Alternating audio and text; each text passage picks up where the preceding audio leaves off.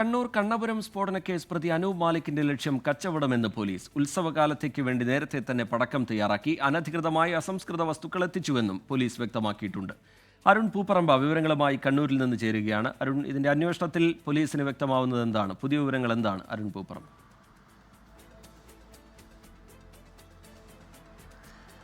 ഇന്നലെ കാഞ്ഞങ്ങാട് നിന്ന് പിടികൂടിയ കേസിലെ പ്രതി അനൂപ് മാലിക്കിനെ കണ്ണപുരത്ത് എത്തിച്ച് പോലീസ് വിശദമായി ചോദ്യം ചെയ്തുകൊണ്ടിരിക്കുകയാണ്. ആ ചോദ്യം ചെയ്യലിലാണ് ഇയാൾ ഇത് കച്ചവടത്തിന് വേണ്ടിയാണ് ഇത്തരത്തിൽ സ്ഫോടക വസ്തുക്കൾ നിർമ്മിച്ച് ശേഖരിച്ചത് എന്ന മൊഴി നൽകിയത്. ഉത്സവകാലത്തേക്ക് നേരത്തെ തന്നെ ഇത്തരത്തിൽ സ്ഫോടക വസ്തുക്കൾ തയ്യാറാക്കി വെക്കും.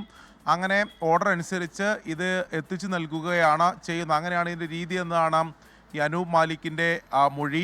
ഈ സ്ഫോടക വസ്തുക്കൾ നിർമ്മിക്കുന്നതിനാവശ്യമായിട്ടുള്ള അസംസ്കൃത വസ്തുക്കൾ അനധികൃതമായാണ് ഇയാൾ മറ്റു സംസ്ഥാനങ്ങളിൽ നിന്ന് ഉൾപ്പെടെ ഇങ്ങോട്ട് എത്തിച്ചത് എന്നതാണ് പോലീസിൻ്റെ ഇപ്പോഴത്തെ കണ്ടെത്തൽ. എന്തായാലും ഈ അനൂപ് മാലിക്കിൻ്റെ മൊഴികളെല്ലാം പോലീസ് പൂർണ്ണമായും വിശ്വാസത്തിലെടുത്തിട്ടില്ല. മറ്റെന്തെങ്കിലും നിയമവിരുദ്ധ പ്രവർത്തനങ്ങൾക്ക് ഇയാൾ ഈ സ്ഫോടക വസ്തുക്കൾ നിർമ്മിച്ച് നൽകുന്നുണ്ടോ, അതിനായി ഉപയോഗിക്കുന്നുണ്ടോ എന്ന കാര്യത്തിൽ പോലീസ് അന്വേഷണം നടത്തുന്നുണ്ട്. ജില്ലാ ക്രൈംബ്രാഞ്ച് ACPക്കാണ് അന്വേഷണ ചുമതല.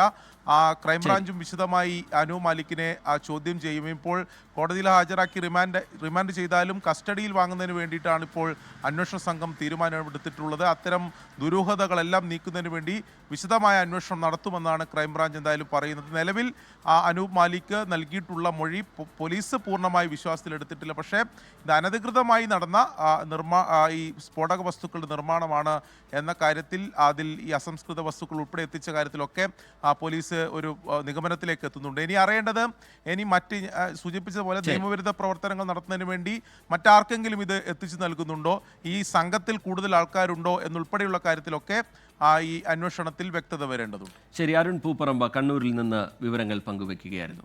ലോകത്തെവിടെയായാലും ഏത് സമയത്തും 24 വാർത്തകളും ഓഗ്മെന്റഡ് റിയാലിറ്റി പാക്കേജുകളും എക്സ്പ്ലെയിനറുകളും വിശദമായി കാണാൻ ഞങ്ങളുടെ YouTube ചാനൽ നിങ്ങൾക്ക് സബ്സ്ക്രൈബ് ചെയ്യാം.